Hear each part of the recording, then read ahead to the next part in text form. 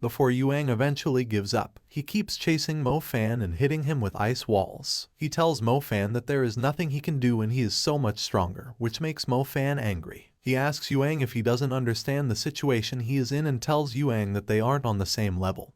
He uses fire to break one of the ice walls, and he activates level 3 of his 2 powers. He throws the level 3 thunder magic as Yuang, and he follows with the level 3 fire magic. The thunder weakens the armor Yuang is putting on while the fire burns him beyond recognition. After doing that, Mo Fan walks to the audience, and everyone is shocked that he is a dual magician and he has also reached level 3 in each of the magic. It's unbelievable, and they all believe he is a prodigy. His classmates clap for him, and he walks to meet Master Mu. He tells Master Mu that he owes him an apology. He comes out. He tries to calm Mo Fan down, telling him not to overdo his strength. But Mo Fan says he doesn't need the apology and there is nothing such apology will do it for him. But Master Mu must apologize to his father who he had embarrassed some years ago. Mo Jiazing, who is also in the audience, stands up. Master Mu walks nearer to him, and even Mo Jiazing begs him that he doesn't need to do so and that they are fine.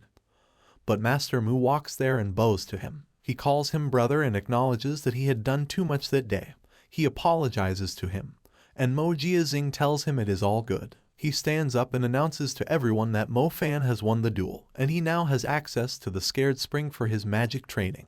Everyone there claps for him, and they are excited to have a hero among them again. That evening, Mo Fan's teacher organized a celebration party for them. His classmates are happy for him, except Mu Bai and his friends. His classmates claim that heaven is a cheat, and the heavens gave Mo Fan 2 different great talents, which he had upgraded to level 3 while they are all still struggling with a weak talent. They all eat and are merry in appreciation for what they have watched that day. They ask Mo Fan if he will be training at the Scared Spring and if he will have to use the Star Chat magic, which is one of the strongest magic ever. That evening, Mo Fan calls his father. He rides on his bicycle and tells his father that he is coming home. His father asks what he will eat and if he should prepare a delicacy for him. But Mo Fan says he has dined with his friends. He just wants to come by and say hi to his father. He rides there. On the other hand, an unknown man meets with some members of the Dark Circle who has their eyes covered with some weird masks. He kneels before them to apologize for what had happened, and he says he doesn't know that Mo Fan had dual talent and he has failed.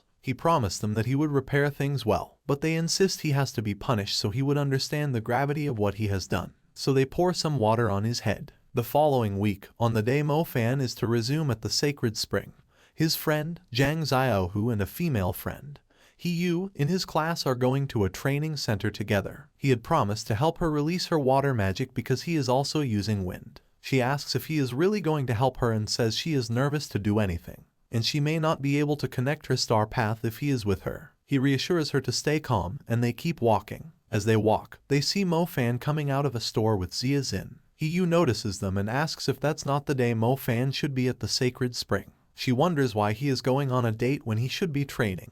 And Zhang Xiaohu wonders if going to a random store is the same as going on a date. Yu says that when a man and woman go out together, it's a date, so Zhang Xiaohu asks her if they are also on a date. She gets flustered and walks out. That day is Zia Zin's birthday, and Mo Fan had brought her to buy anything she wants. Instead of buying something expensive, she buys a random bracelet, and he wonders why. As they walk, Zhang Xiaohu comes to meet them. He reminds Mo Fan that he should be in the spring, and he offers to take Zia Zin home while he goes to the spring. Mo Fan goes there and meets Master Mu, who asks why he has come late. Master Mu and Tang Yu take him to the inner side of the spring, and when they are about to depart, Tang Yu gives him the book on Star Chat so he can activate his magic Star Chat during his training. As he is about to enter the spring, he meets his team's captain with a lady. He asks why his captain is there, and he explains that the lady is the sister of the girl who was missing during the monster invasion at the Epigraph High School, and during their investigation, they found signs of water from the spring influencing the monster's attitude, so that's what they are researching about. Mo Fan enters the spring, and the water reacts to his pendant. He calms his pendant down, and they start training. The young lady goes to test the water, and they find out that it's the water from the spring, although it does the opposite job, which is to make the monsters angry and bring rage. They realize that's mostly what has caused the recent monster invasions. It's a rainy night, and Mo Jinxing goes to deliver some goods to the knight's office. After his delivery, the knights say the rain has a rare color, like urine, and Zhang Kong comes to tell them to take note of monsters, and suddenly, some monsters appear. Before leaving the spring, Captain tells the young lady guarding the spring that she should please take care of Mo Fan when he comes out. He claims it's difficult for a person to remain in a place for a week, so Mo Fan will need to meet a trusted hand when he comes out of the spring. Some mages are going on a patrol walk around. The head of the patrol teaches his subordinates that as light mages, their job is to use their lights to call the attention of the outposts if there is any monster attack. The other mages feel the use of a communication channel would be better, but he reminds them that using a phone is the best way to die because it will call the attention of the monsters to their location. As they walk, some monsters come out of the bush and they kill the first light mage. Immediately, the surviving night mage uses his alarm to call the attention of Zhang Kong's mountain outpost. And after a few minutes, he activates the second call for attention, which is Code Blue. It's impossible to use Code Blue unless there is so much emergency, and now the 2 night mages in the patrol team are dead, and the 2 surviving members are hiding. The last member suggests that they use the phone, but his master reminds him that the monsters are searching for them and that using a phone will make them die. The subordinates claim they don't have any light mages again, and if backup doesn't come, they will die, so every means is a death penalty. When Zhang Kong gets the second signal, he calls his mages to send out the Code Blood. They remind him that Code Blood can only be used in case of the worst emergencies. But he tells them that they have to be safe and they can't allow the entire city to be in trouble, so they send the Code Blood. Immediately the Code Blood is sent, and monsters also appear in the Bow City. They appear by the roadside and even in front of the school. As the students of Mo Fan's school are about to enter the school, they hear the school's emergency alert, and they wonder what is going on. Teacher Zhu tells them that there are monsters on the street and they should enter the school immediately. Kang Yu goes straight to helping the citizens and killing the monsters. She suddenly sees a Pterolicus, one of the strongest monsters ever, and she wonders what's happening. Xia Xin is also one of the people around. She tries to ride her wheelbarrow to safety. Meanwhile, in the spring, Mo Fan finds it difficult to connect the star power so he can activate his magic and become a nebula mage. He keeps trying to no avail and becomes exhausted. Zhang Kong keeps guarding the outpost without knowing what is happening in the city. He gets a notification that the city is under the monster's attack, and he commands his mages that they should divide themselves into 2. The first team should safeguard the people, while the second should kill the monsters. They wonder what will happen to the outpost if they have all gone, but he asks them what's the use of the outpost if everyone in the city dies. The monsters also get to the spring, and they surround the place. Master Mu and his guards and daughter try to run while Mu Ningzai reminds her father that Mo Fan is still in the spring, but he says they don't have time to save anyone. When they come out, they see the monsters surrounding them. Mu Ningzai quickly kills some and escapes with her father, although she is still bothered by Mo Fan. In the spring, Mo Fan remembers Tang Yu's words that he has to connect the 49 stars to create an orbit before he can successfully use the Star Chat magic. He realizes that's the reason she has given him the book, so it can aid him, and he flusters himself with the thoughts that she is in love with him. That is why she is going extra miles for him. He fantasizes about kissing her, and he falls. He stands to start his training, and when he starts, he sees monsters falling inside the spring. The masked secret men meet together. They claim that due to their main man's mistake, they now have to take a violent approach to their plan, and now the court will know of them. They claim their plan should go well, especially with the monsters helping them. The monsters arrive at the sacred spring. The young lady guarding the spring, Lin Yuxin, asks the guards to kill the monsters while she enters to meet Mo Fan. She introduces herself as the vice captain there, and she presses some codes, and the water in the spring drains into a bottle. She takes the water and tells Mo Fan they must leave. He asks her what is happening, but she claims she doesn't know. All she knows is that the outposts have been attacked, and some set of people called the Black Curia have created a water called the Spring of Rage which influences the monster's action. And the water is synonymous to the sacred spring, and they want the sacred spring, but they can't get their hands on it. He asks her if the city is safe, but she says she doesn't know. She tells him the Black Curia have added the Spring of Rage with the rain water, and now the monsters are everywhere. Just as they leave the spring through the back door, he looks at his family's safety. They arrive at the city and see monsters everywhere. The monsters aren't letting go of every opportunity to kill anyone. They run around the city and inside the school, killing everyone they find. A lot of school student mages are unable to activate their magic due to their nervousness, and even professional mages and nebula classes can't do much because they know how scary monsters can be. The situation is worst, and it's the first time such has ever happened at Bow City. The city flag has been removed, and sitting on the high walls of the city is a monster. Seeing the reality of things, Mo Fan is scared. The only thing on his mind is his father and Ziazin, and also his friends at school. It is not enough that he is concerned about them. He really feels the need to do something, so he starts running. As he attempts to leave, Lin Yuxin asks him where he is going. He asks her if she is blind and if she doesn't see the situation of things.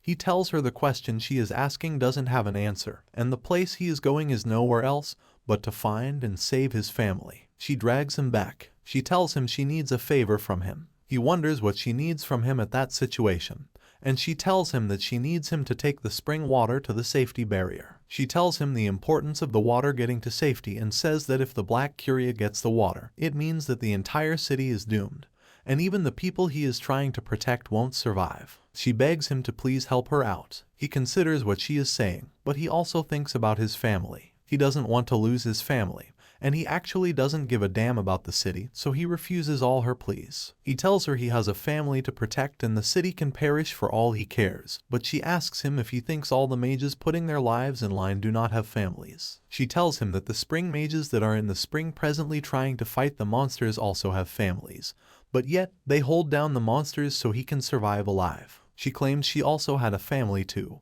and the day her sister was taken away by the Cyclops, she was on a mission, and she didn't leave her mission because she wanted to save her family. She reminds him that he is also a mage and that the sole responsibility of a mage is to protect his people. He feels bad about his words, and he gives her his family portrait. He tells her that if she finds them anywhere, she should help him save them. He takes the water and sets out to find the safety barrier. Just as he has thought, as Ziazin is riding around, a monster tries to attack her. Luckily, she finds a man who pulls her into a safety zone and kills the monster. Immediately she enters the others inside the room, screams at the man who has saved her and tells him to close the door immediately. He reminds them that there are still people outside, but they don't care, so they close the door. On the other hand, Mo Jiazing is at the outpost. He luckily survives from a monster and he starts driving to downtown to find his children. As he drives, he meets Muhi, who is struggling with his bad car. Muhi enters his car and tells him to drive to the safety barrier, but Mo Jiazing says he is going to downtown. Muhi wonders which kind of reckless decision is that and says that the monster attack started from the sacred spring, and that if Mo Fan is still alive, he will be at the safety barrier. But Mo Jiazing refuses. He asks Muhi to leave his car if he doesn't want to follow him. The rain eventually stops, and Zhang Kong feels he was too negligent to have allowed that to happen. One of his mages brings a situation report that the casualties in the city are too much. He attempts to go to the city, but his subordinate, Yang Zuo, offers to go, so he begs Yang Zuo to return alive. Mo Fan gets to the safety barrier, and he delivers the spring water. Meanwhile, at his school, his friends are in danger. They all feel too nervous to activate their magic, and they are dying. A young girl uses her wind magic at a rare time, and she survives, but after disappearing to another side, she meets another monster that kills her. Zhu Min and her friend keep running from the monsters, but when they can no longer run, she uses her fire, but it's too weak for the monster. Luckily for her, she meets Mu Bai, who uses his ice to kill the monster. They see a monster who is about to kill a boy, and they try to save him, but Mu Bai stops them. He tells them that unless they want to die, too, they shouldn't move too carelessly. The student with the thunder magic also helps some of his classmates to kill some monsters, while teacher Zhu also assists the girl to survive the monster attack. Mu Bai directs Zhu Min and some other girls to the stadium, and they try to kill monsters on their way. Mo Fan's friend, Zhang Xiaohu and his friend, Hiyu is confronted by a monster, and he carries her and uses wind to disappear. When they reappear, they are confronted by another monster, so he throws her away and tells her to run while he decides to die. But Mo Fan appears and saves him. The monster doesn't die after Mo Fan's attack, so they unite wind and fire and kill it. After killing the monster, Zhang Xiaohu asks why Mo Fan isn't training in the spring. But Mo Fan tells him they aren't at the time to talk and they should all go to the stadium. All the students unite at the stadium, and Mu Bai arrives with Zhu Min and some other girls. The teachers and the head teacher are also with them, and they wonder what they could do to survive the situation. They all admit that it would be quite difficult for them to survive alone, so they start looking for options that best suit them. One of the teachers reminds them that there is a team of one-eyed wolves coming towards the stadium, and even if they don't die now, they will all eventually be food for these monsters. They claim they can't all remain in that place, and they have to move to a safer place. They consider that there is actually no place around that is really safe at the moment, and it is at that point that one of them remembers that there is indeed a safety barrier for them all. They decide that they should go to the safety barrier. However, with their large numbers, there is no way they can go there without the monsters sighting them, and if they are caught, they will all die. One of the teachers suggests that since they are teachers and they are more skilled than the students, they should go to the safety barrier alone.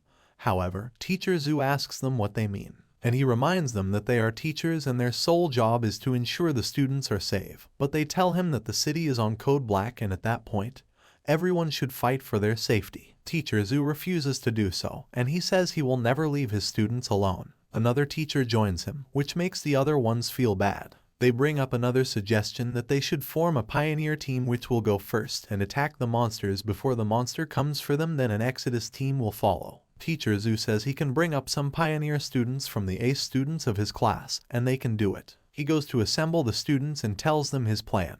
The plan seems like a death plan to most of them, so they claim they won't join the pioneer team. Jumin has a different opinion. If it means saving someone, then it's fine with her, so she accepts to join the pioneer team. Mo Fan arrives, but he is only watching them from afar. Zhang Xiao who asks him if they should go for the Exodus team, but he tells him he doesn't want to put his fate in the hands of the pioneer, that it's better to face the monsters head on. Mu Bai has almost the same opinion. He claims the Exodus team will be riskier than the pioneer team, so he and his friends will be joining the pioneer team. Mo Fan tells Zhang Xiaohu that it's better to face the risk than run from it, so in that case, the pioneer team is better. Zhang Xiaohu wonders how he could calmly think of the situation, and he tells him that it is either they calmly die, or they rush into death. Irrespective of how they come at it, the probability that they will die is higher. So they join their colleagues and accept to join the pioneer team. Seeing Mo Fan as part of the team makes some of the students more encouraged. On the other hand, Lin Yuxin is confronted by a monster. She tries to kill it, but the monster survives, so she falls. Luckily for her, young Zuo is around the corner, so he kills the monster on her behalf. She appreciates him, and he asks her what the Black Curia are looking for. She tells him that although she doesn't know, but she is sure it has something to do with the spring water. He asks if she has extracted the water, and she replies affirmatively, although she tells him the water is with Mo Fan because it will be a bigger risk if it is with her. They decide to split and find Mo Fan. They know the Black Curia won't suspect that it is with him, but they also feel although he is a star student, there is a level of monster he can fight. Mu Ningzhu arrives at the barrier with her father. She calls for emergency for her father and asks if Mo Fan has been there, and they say no. At the school, the pioneer students stand at the front and activate their magic. Teacher Zhu takes them out, and he asks them to divide themselves and find out if there are monsters around. He asks their wind mages to check around, and Zhang Xiao who goes with the second wind mage, Zhang Yinglu. Zhang Yinglu notices a monster, but when she gets there, she can't find him again.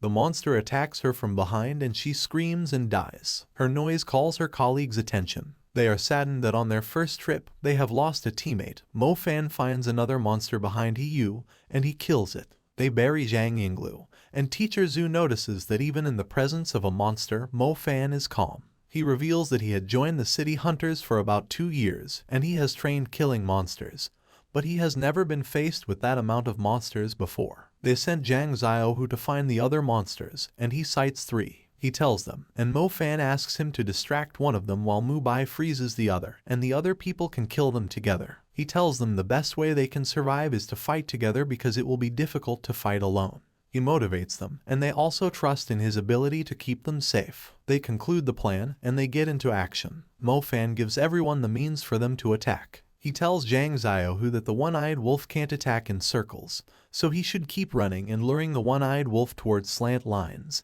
and the wolf would give up and never catch up. That is the plan, and Zhang Xiaohu goes to action. He hides behind a tree, and he thinks about the means Mo Fan asked him to attack. He feels he can have a perfect way to win, and he comes out and distracts the one-eyed wolf who is just eating his meal. The wolf notices him, and he runs towards him, leaving the food he is eating. The wolf keeps up even more than Zhang Xiaohu has expected. The wolf keeps running towards him so much that he can't keep up. He keeps running in slant lines, but when they get around the forest, the wolf uses the trees as leverage, and he jumps ahead, catching up on Zhang Xiaohu. The wolf scratches his body, but he keeps using his wind to run. His plan can no longer work because the wolf has used the trees as leverage. He keeps up with it until he can no longer do it. The wolf runs as fast as he runs, and he catches up with him, thereby injuring and scratching him. Zhang Xiaohu uses his wind to disappear, and he stops by a hut waiting for his death time. He sees the wolf coming to him, and he figures there is really no way he can survive. He wishes that a person would come and save him because he doesn't want to die, but he motivates himself that in the situation that they are in, there is no help coming for them. He realizes that he can't get help, and if he finds it difficult to kill the monster and the monster kills him, the monster will go to meet his teammates and kill them too. He recognizes his importance in the team, and he decides that he can't die in that situation. His nervousness and wish to live to make him activate his level 3 wind skills. He plans to use the skills in destroying the monster, so when the one-eyed wolf comes toward him, he starts his wing magic, fleeting shadows. He creates a shadow of himself, so the monster assumes he is fighting him. He disappears, and the monster attacks just air, thereby making him weak. He runs to another side, and he uses his shadow again. And when the monster gets distracted, he controls the wind to stab the monster. He struggles away from there and goes to meet his colleagues who are still battling with the monster. On the other hand, Mubai and his friend, Zhao Kunsen, approach the second monster. Mubai finds it difficult to freeze the monster with his ice, and he tells Zhao Kunsen that he can't freeze the monster and they will die. He asks Zhao Kunsen to tell the others and call for help, but Zhao Kunsen asks that they run away. He asks Zhao Kunsen if he thinks they can survive to the safety barrier alone. He freezes the monster, and they both run to meet their colleagues. Zhang Xiao, who meets with his colleagues and collapses on Hiyu's body. When they all see Mubai and Zhao Kunsen running, Mo Fan leaves the others to kill the almost dead monster that they are working on, and he goes to kill the monster chasing Mu Fan. He successfully kills it, and they all assemble. Meanwhile, as Mo Jiazing drives downtown with Muhi, his car's tire deflates. He informs Muhi about this and Muhi asks him to repair it. He tries to do so but finds it difficult, so he returns to ask for Muhi's help but sees that Muhi has left. The teacher Zhu calls them together, and he motivates them. He says he couldn't imagine they could single-handedly kill 3 monsters, and the other teachers wouldn't believe it. Zhang Xiao, who says he doesn't know Mo Fan can kill a monster alone. Mo Fan says he can, but it's better they do it as a team. He says that as a team, the Earth Mage can slow down the monster while a Wind Mage can kill the monster with the wind while. If they do it together, it will be faster. He says the reason he can kill that monster by consecutive attacks is that Mubai has frozen the monster before. Zhao Kunsen says yes, and everyone looks at him ridiculously. Mo Fan tells Mubai that he is the strongest in the class, and he needs him to use his creeping ice to protect their classmates instead of attacking the monsters. Zhao Kunsen refuses. He says that he doesn't like the idea of Mo Fan underestimating Mubai. Angrily, Mo Fan tells Zhao Kunsen that even if the monsters don't kill him, he is going to kill him himself. Mubai accepts the responsibility, and Mo Fan speaks to Huyu. He tells her he wants her to use her wind to protect their classmate with Teacher Zhu. Hiyu feels she can't do it. Teacher Zhu tells her that he knows she is scared, but he has met worse wind mages than her. He encourages her, but she says if she were stronger, Zhang Yinglu wouldn't have died. Zhang Xiao, who tells her that she has to motivate herself and she is her best motivator. They prepare to move on, and they see that Zhang Xiao, who is very injured. He is bleeding, and they know that he has been injured by the one-eyed wolf crawl, and he won't stop bleeding until he dies. They need to find a hemostatic agent and heal him first, because there is no way they can continue their journey without him. They say that there is no way they can find the hemostatic agent around without encountering monsters. Teacher Zhu tells them he can't leave his student, and he remembers that there is a hemostatic agent around the school. Mo Fan offers to go and get the drugs, and the others should continue the journey. As he is about to leave, Zhang Xiao who drags him back. He says they should leave him there because he does not want to put others in danger. Mo Fan tells him that he is their only wind mage and they need him to proceed successfully. He runs to the shop to get a hemostatic agent. While Mo Fan goes to the store to find the medicine, the other students keep walking. They walk toward a place, and one of them, Wang Sanpang, with earth magic, uses his magic to search the entire surroundings so they can know if there are monsters around. They check around, and they can't find anything, so they feel rest assured. They notice the environment is silent, and the silence can also be a bad thing. Mubai tells them he is suspicious of the silence. He asks them to be very careful. Zhang Xiao, who also tells them that Mo Fan told him when he was at the City Hunters that when a place is silent, it may mean that there are stronger monsters there, and it was more risky for them. Mubai leads the students, and they keep walking. He notices that the floor is shaking, so he tells them to be more careful. They keep walking, and he checks the front to be sure they are safe. Suddenly, they hear a lot of noise, the floor starts shaking, and everywhere is scattered. When they see the monster, they are terrified. It has thorns behind it, and it is stronger than the ones they have been facing. They don't know what to do, so Mubai tells them to remain silent until the monster leaves there. When the monster leaves, Mubai tells them that it is the thorn-faced wolf, and the reason everywhere is silent is because the other small monsters have gone into hiding. He narrates that the thorn-faced wolf is a warrior-level monster, and they are in the second stage of the monster's level. They have imagined that warrior-level monsters will be greater and stronger than the other monsters, and they ask Mubai what the warrior level means. He explains to them that just like mages have levels, the monster also has different levels. The ones they have been facing are the slaves. The warrior level is greater than the slaves, and they would kill mages like beasts. He says that next to the warrior level is the commander level, and they are the worst. Zhang Xiao, who hopes that Mo Fan wouldn't encounter such at the pharmacy. Meanwhile, the thorn-faced wolf approach a young boy. As they are about to kill him, Liu Yuxin walks by, and she stops them. She asks the boy to run, although she knows she is also in trouble. The monsters approach her, and as she resigns to fate, a pet wolf comes carrying instruction Bai Yong, and the pet wolf scares the monsters away. Bai Yong recognizes Liu Yuxin. She appreciates him for saving her, and she asks about the situation at the mountain. He tells her the soldiers have deserted, and he is going to sky-high magic to protect a student. She knows he is going to meet Mo Fan. She decides that even if the spring water isn't with her, she should pretend it is with her so the Black Curia will leave Mo Fan. She tells him he should continue his journey and she will be fine. Meanwhile, at the store, Mo Fan breaks in. He prays that Zhang Xiao, who is still alive, and he remembers one of his conversations with Zhang Xiao, where he told him that he wants to continue his training and get better so he can keep up with Mo Fan when they go to the city. He really wants his friend alive, so he enters the store to find the drug. Unfortunately, he doesn't find it. He notices a hole around there, and he checks. He sees a cyclops eating a man, and unfortunately, the cyclops notices him. He shifts aback as the monster attacks him. During the attack, the drug he is looking for falls. He takes it and prepares to fight the monster. As the monster jumps out, he falls into the hands of the thorn-faced wolf, who takes him and eats him. Where Mo Fan hides, he realizes the reason monsters aren't really alive is because of the wolves. Then he sees a thorn-faced wolf looking at him. The students prepare to leave, but Zhao Min reminds them that Mo Fan isn't back. Mubai tells them Mo Fan could have been dead, and there is no way they can wait for him. He reminds them of Mo Fan's words that it's a person who is alive that can actively live, and they have to continue. Some of them refuse, and coincidentally, Mo Fan comes out. He tells them he almost died and says his journey was profitable because he got the drug. He gives it to Teacher Zhu, who uses it on Zhang Xiao, and he recovers immediately. They continue their journey while the students and teachers of the Exodus team follow them. The teachers see the dead one-eyed wolves and also the corpse of Zhang Yinglu, and they decide that they will carry her corpse along. The students of the Pioneer team see the lights of the protective barrier from afar off. They are optimistic that they will get there, and as they walk further, they see Bai Yong's pet. Bai Yong comes to meet them, and they are glad that they have met a military officer. They tell him they are going to safety and he should lead them, but he claims he is there to meet a student and only has an issue with Mo Fan.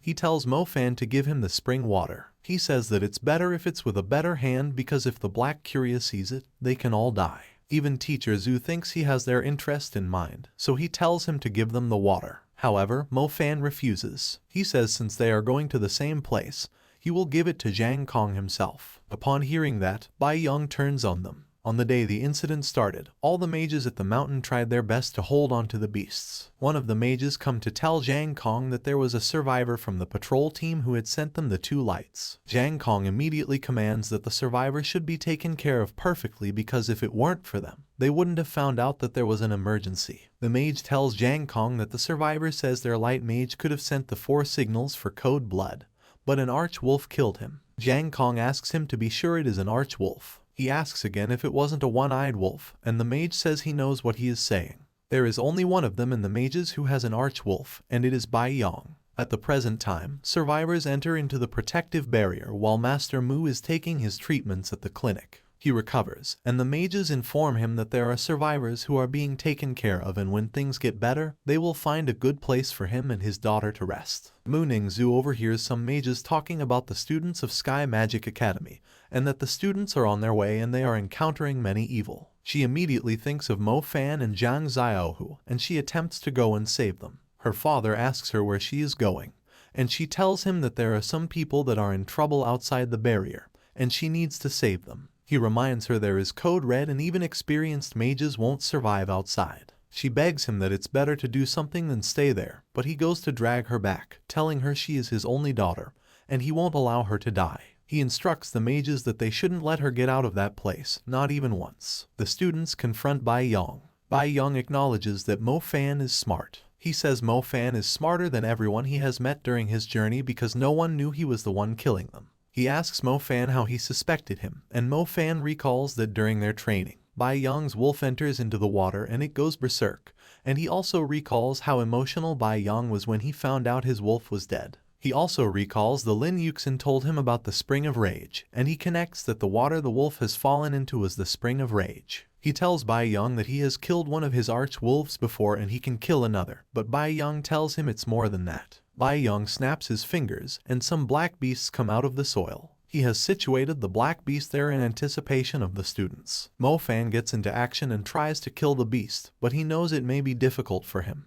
His colleagues try to help him as the beast pins him to the floor. Zhang Xiao who gets to action to protect Mo Fan, but one of the beasts almost attacks him. He assumes he is already dead, but to his shock, He Yu uses her wind to protect him. He feels blood around his body, and he looks back and sees that the beast has attacked He Yu. One of his classmates helps him fight the beast off, and he goes to meet He Yu, who tells him that he is the first person she has protected with magic in her life. He begs her not to die, and he tells her she should have protected herself and not him, but she is happy he is fine. She dies on his hand. Zhu Min tells Mu Bai that they should help Mo Fan in the fight, but Mu Bai tells her that their opponent is stronger. She tells him it is better they join hands and fight him off than watch without doing anything. So they both get into action. Mo Fan is pinned down by the arch-wolf, but Mo Fan activates his fire and thunder magic to fight it off. Bai Yong says he has improved, and he wishes he can keep teaching him.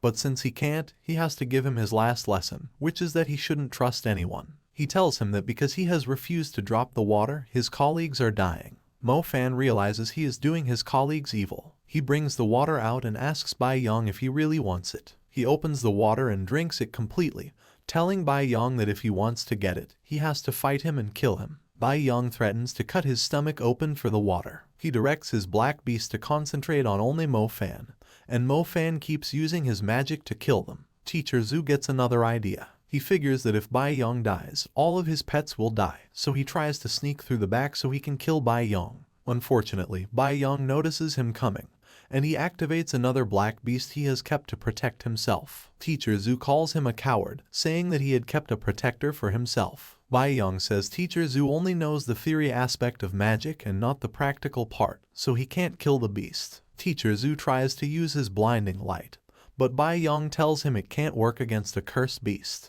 Before the beast attacks Teacher Zhu, Mu Bai runs to Bai Yong and hits him with ice, thereby killing him. After Bai Yong dies, all his pets die with him. The students mourn the death of He Yu, their second loss in the fight. They all see the black beasts escaping and their body melting. They don't know the cause of that, so they ask Teacher Zhu, who tells them that the soul of a black beast is attached to his master, so when the master dies, he also dies. They are glad that their issue is ending, and they see that Zhang Xiao, who is still mourning He Yu's death. They go to meet him, and he looks at Mo Fan, telling him that he will ensure he becomes stronger so he can save his loved ones from dying. Suddenly, they see the team of military mages who are led by Yang Zuo. He tells them he has been looking for them, but they don't feel assured enough to trust them, especially considering what has happened to them with Bai Yong. They tell them that they have been traveling and they have met several difficulties. Yang Zuo also says he has been looking for Mo Fan. The other military mages notice the dead body of their teammate. They get into defensive action believing that the students killed their teammates. Yang Zuo stops them. He calls Mo Fan and asks him for what is happening. They narrate to him that the melting substances they can see on the floor are the bodies of black beasts, which were sent to kill them by Bai Yong, who works for the Black Curia. The members of the military mage can't believe that their teammate betrayed them, but Yang Zuo tells them where they are isn't safe, and they can have such a conversation at the protective barrier, so they should proceed to the barrier. He asks his colleagues to take along the corpse of Bai Yong and also the melted substance so they can test it at the protective barrier. When they wonder if that can be done, he tells them that it's better they do so, and they can confirm if Bai Yong really betrayed the team.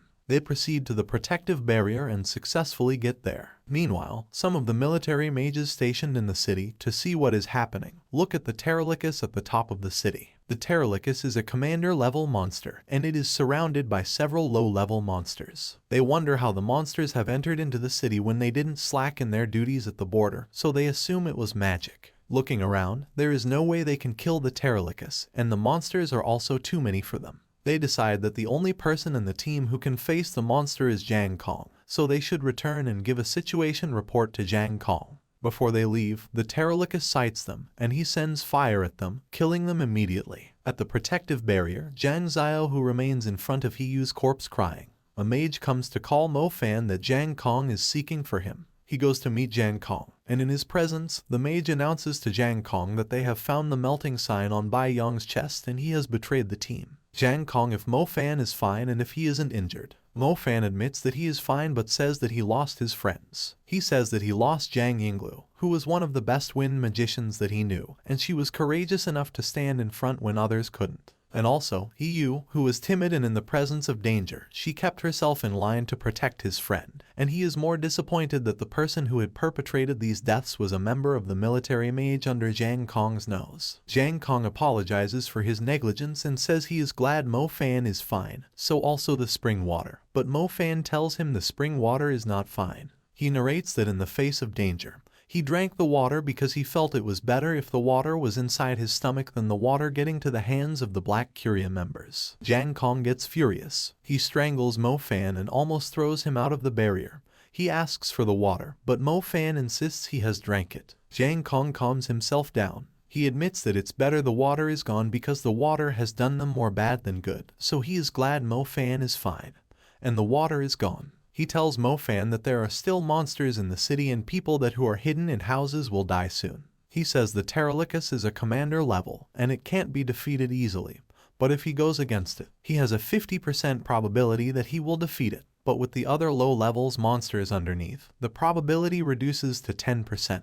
Regardless, he can't remain there and watch everyone die, so they are going. He motivates his team, and they move. Reluctantly, Jang Xiao, who covers He Yu's face, he sees the warriors traveling, and he promises himself that he will become so good that he will protect other girls like He Yu. Meanwhile, Mu Jiazing gets to the down city. He sees several corpses, and he screams for his son. He checks the faces of the corpses, and suddenly, a monster appears to him and almost kills him. Mo Fan remains on the rooftop, and Mu Ningzhu sees him and jumps at him. She is glad that he is alive, but when her father comes there, he is disappointed that Mo Fan is alive. He claims Mo Fan left the city without protecting the citizens, but Mo Fan accuses him that the rich ones should be better. He says he brought all his colleagues, and Master Mu came alone. Mu Ningzhu begs him not to attack her father. He pushes them and goes on his own but remembers his family too. Mo Jiazing is confronted by the monsters, and luckily for him, Liu Yuxin is around the corner. She attacks the monster with her water wave and kills it. She goes to Mo Jiazing and asks him if he is Mo Fan's father.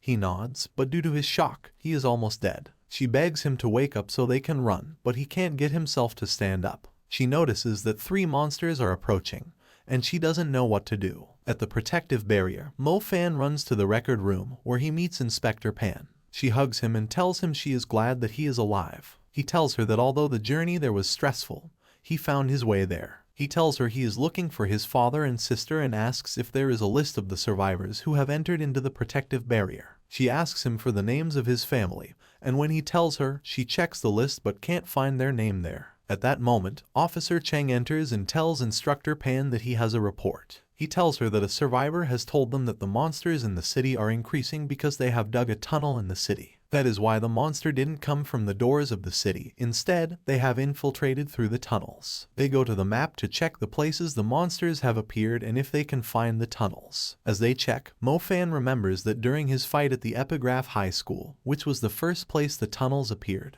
he remembers the students saying Liu's sister was taken through a tunnel. He goes to meet them and says he has an idea of what has happened. He tells them that the perpetrators have been planning the attack for a long time, and it's the city that hasn't noticed. He informs them that the city hunters have found frequent attacks on Cyclops, and Cyclops are monsters known for digging tunnels.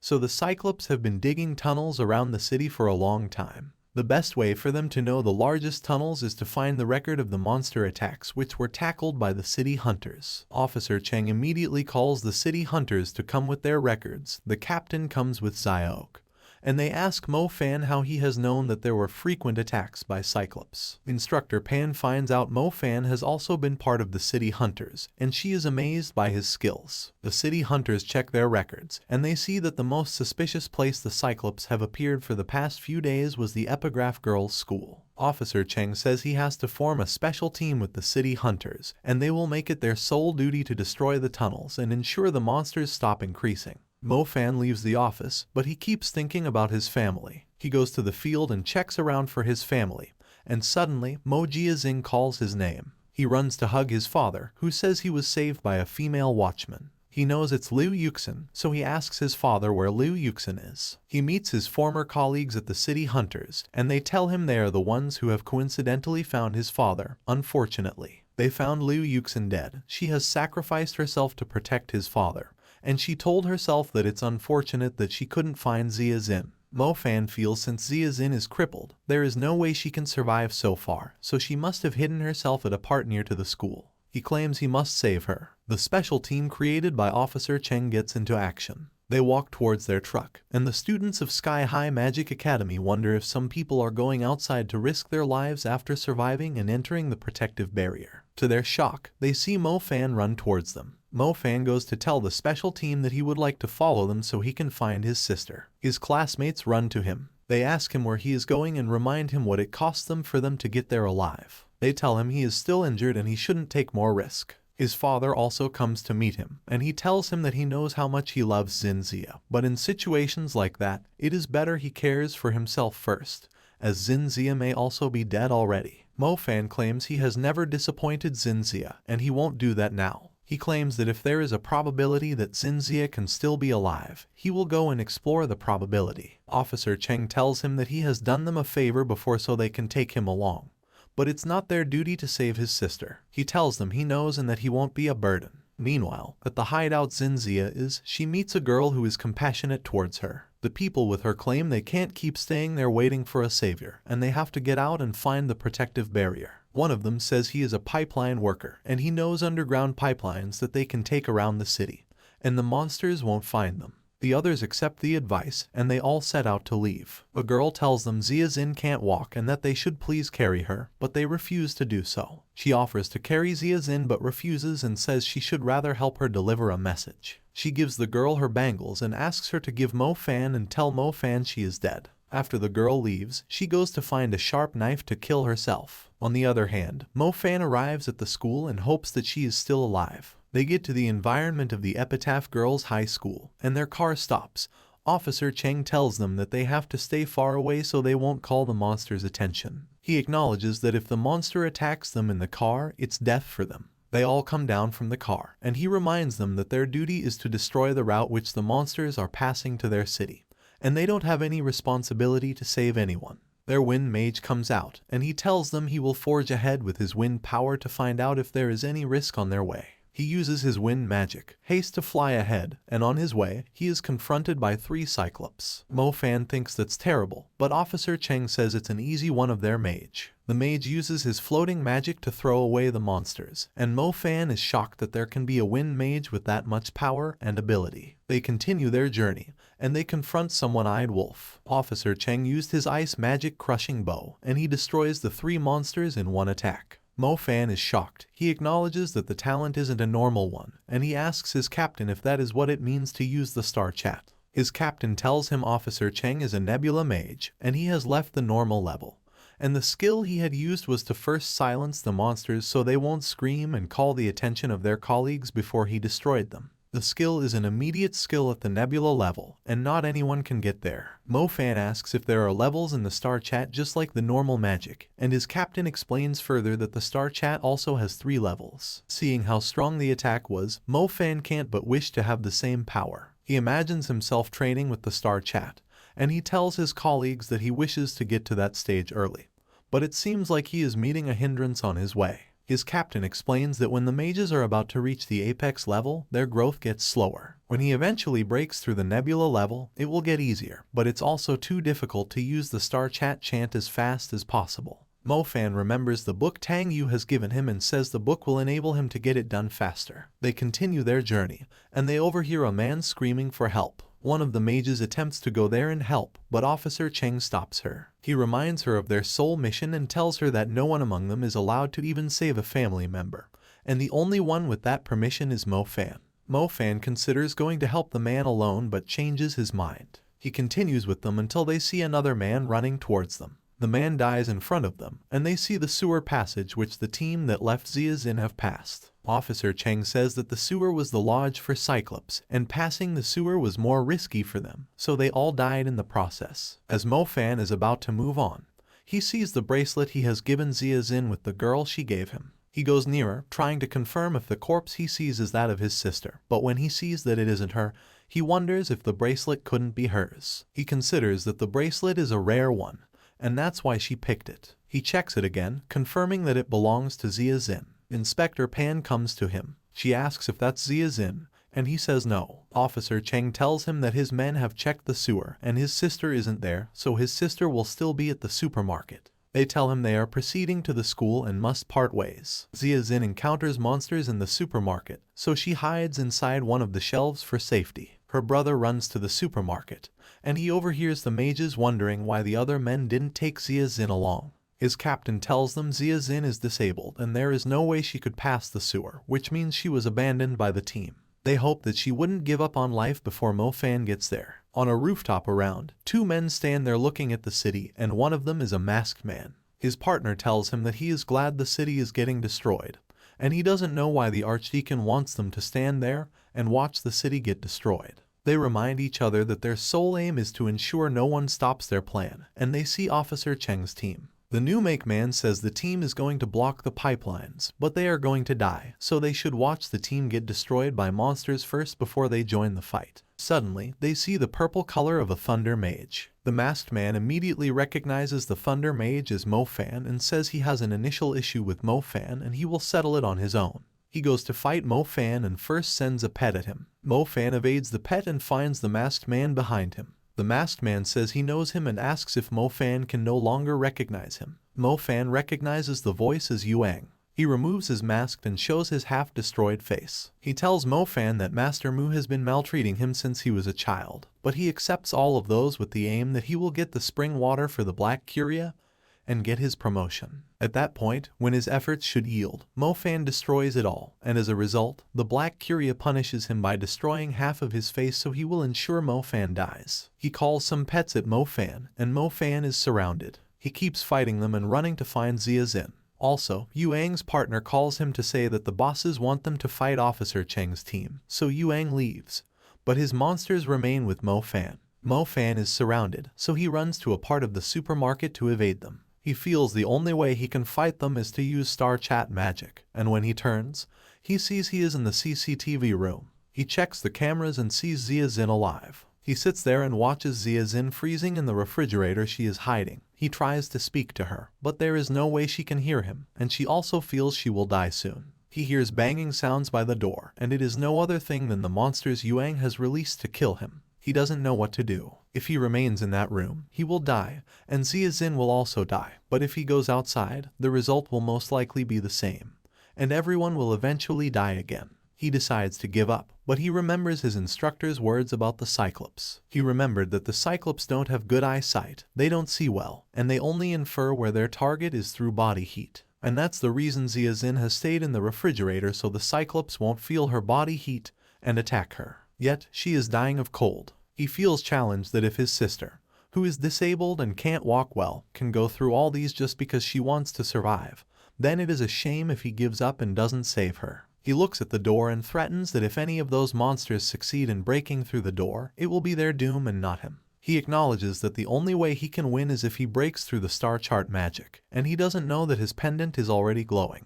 He tries to connect the 49 stars of the star chart magic together. He goes into the magic realm, and that's when he notices his pendant glowing. He wonders if it's because of the spring water he has drank and if the magic egg has found its way to that water and has drank it. He sees his pendant evolving, and he immediately remembers Tang Yu's words about how to activate the star chart magic. He brings out the chart she had given him, and he activates his star chart fire magic. His body gets filled with fire, and when the monsters open the door, they see his fire atmosphere, and they try to step back, but he insists they have to taste his fire for what they have done to him. He throws his fiery fist at them, and they die. He comes out and sees two of the monsters attempting to run, and he sends his fire at them. Inside the supermarket, Zia Xin feels too cold, so she comes out of the refrigerator. She rolls to another side and anticipates any of the monsters who first come at her. When the first monster attacks her, she stabs his eyes, and when he can't see, his colleagues eat him. While they feast on their colleagues, Zia Xin rolls under the shelves waiting for death, but she sees a fire fry the monster. Mo Fan bends to talk to her, but she calls his name and collapses. He tries to wake her up, but she feels too cold, so he activates his fire to keep her warm.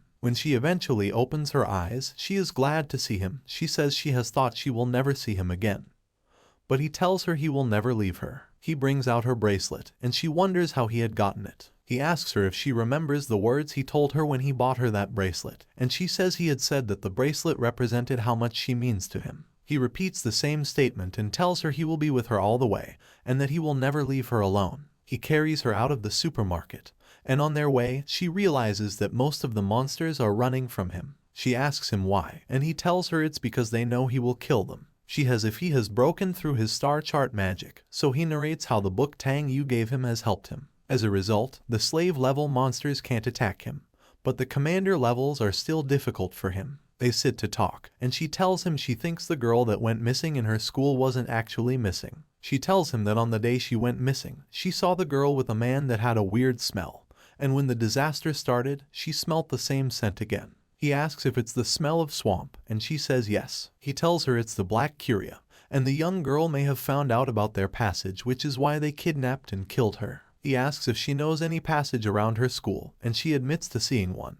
He says he will send her to the protective barrier, and he feels very weak. She notices he has an injury, so she uses her magic to heal him. He is so excited that his sister is now the only healing mage in the Bow City. She tells him that if the Black Curia knows about the passages, then they will have sent some people to protect it. He remembers he has met Yuang too. He takes her to a bike and says he will send her to the barrier while he tries to break the passage. He claims he can't allow the city he has grown up in get destroyed that way, so she should allow him. She also shares the same opinion as him, and she decides to follow him as he does his duty so she can heal him if he gets injured. Officer Cheng and his team continue with their plans, and when they get to the Epigraph High School, they eventually see the portal where the monsters are trooping in from. They see a little girl who has run towards the portal and then save the girl. The girl runs to the captain, who asks Xiaoke to take care of her while the other people get into the business of sealing the portal. Officer Zheng encourages his team. He tells them that he knows they are all tired, but their sole aim is to protect Bow City, and it can only be done if they can seal the portal. He commands his team to activate all of their magics, from the earth mages to the wind mages to the water mages and the fire mages. They combine their powers together and they create a big brick which seals the hole. Just as they relax, they see that the monsters are struggling to come out of the hole again. The monsters push the bricks away, and they find their way out of the hole. At that point, Yuang and his partner keep looking. His partner says that he knows the men can't defeat those monsters completely, and there is not much they can do. But Yuang says that regardless of that, he is going to kill them completely. He tells his partner that if he is a coward, then he should stay, but if he is as strong as he thinks he should follow him. The man refuses to be a coward, and he runs after Yuang. On the other hand, Zhang Kong and his armies arrive in the presence of the Pterolicus. His subordinate tells him that the Pterolicus isn't coming at them, and he is sending his lower-level monsters. Zhang Kong informs them that high-level demons are intelligent beings. He won't attack them unless he is sure his subordinates can't do the job. The team feels that the fact that the portal at the Epigraph High School is still open and more monsters can trip in, and it may be impossible for them to defeat the lower-level demons, but Zhang Kong says he doesn't care. He will do all he can to ensure his city doesn't get destroyed, and that's the most important thing to him. He calls for the slave-level monsters, and as they run to them, one of his mages comes to meet him. He tells him they won't allow him to fight slave-level monsters. They remind him that he is the only one strong enough to confront a Pterolicus, so he should hold his strength till then. They motivate each other that they are dying for their city and living for it. They will also ensure they do all they may to ensure the city is protected, so they go ahead to fight. The monsters in the hole break through, and before the team can fight them, Yuang appears with his partner. They confront the team, and the captain says he feels he knows Yuang. Yuang removes his mask and reveals his face. He tells them he will let them go if they surrender to the Black Curia, but they call him an ingrate, reminding him of how much Master Mu took care of him. They start the fight, and Yuang's partner gets tired and leaves Yuang to it, and Yuang eventually runs off too. Despite Ziazin's resolution to follow Mo Fan starts driving her to the protective barrier. He says he won't allow her to kill herself, but on their way, they are confronted by a thorn-faced wolf. They succeed in evading the wolf, and they go into hiding. While they hide, Ziazin says she has never had an opportunity to fight for herself or anyone, and he also tells her that during the disaster, he realized how she felt helpless most times, because that is how he had felt during those period too. The slave-level monsters attacks and kill Zhang Kong's army. He looks at his people as they die, and if they anger, he confronts the Pterolicus. The Pterolicus flies to a high level, and Zhang Kong follows him. When he settles, he releases fire at Zhang Kong, and although he gets destabilized at first, he recovers and comes back with a Zodiac-level fire, the highest level of fire in the city, to destroy the Pterolicus. Mo Fan and Ziazin determined to save their city. As they ride to the school, they see the Zodiac-level fire, and Mo Fan knows it's Zhang Kong. He tells Ziazin that the best way they can help is to destroy the portal. At the portal, a thorn-faces wolf comes out of the hole. All the mages are scared and afraid, and they give up on the fight. But Mo Fan arrives and he walks to the front of the monster. He says that's his childhood city, and he won't allow them to destroy it. He seals the monster inside the portal and covers it completely with his fire. Everyone looking at him realizes he has gotten to star chart magic. The portal has been sealed, the Pterolicus is dead, and Yuang watches how powerful Mo Fan is and says even if he doesn't kill Mo Fan, he will ensure he destroys Mo Fan with the city. What more does the Black Curia have in their sleeve? Watch out for the next recap.